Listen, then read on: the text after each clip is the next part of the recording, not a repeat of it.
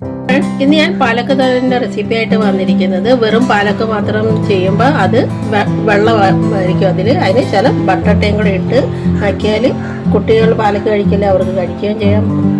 ഉരുളക്കിഴങ്ങ് നമുക്ക് വേവിച്ചെടുക്കാം.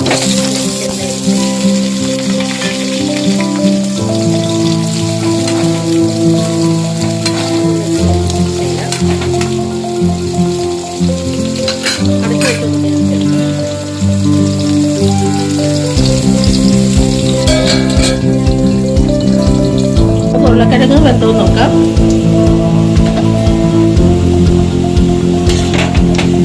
ഉരുളക്കിഴങ്ങ് വെന്തിട്ടുണ്ട്. ഇതിലേക്ക് നമുക്ക് പാലക്ക് ഇട്ട് കൊടുക്കാം. പാലക്ക് ഞാൻ തോരനാക്കിയതാണ്.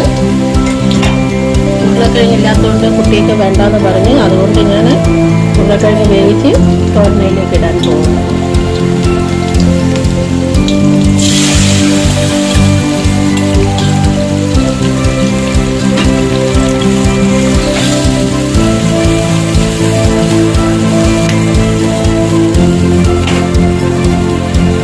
പാലക്ക് ആക്കുമ്പോൾ കടുക് പൊട്ടിച്ച് ജീരകം, ഉള്ളി, പച്ചമുളക്, കറിവേപ്പില എല്ലാം കൂടെ വഴറ്റിയിട്ട് പാലക്കിട്ട് വേവിക്കുക.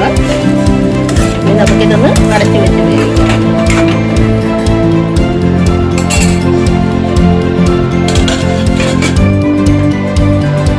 നമുക്കിനെ തുറന്ന് നോക്കാം.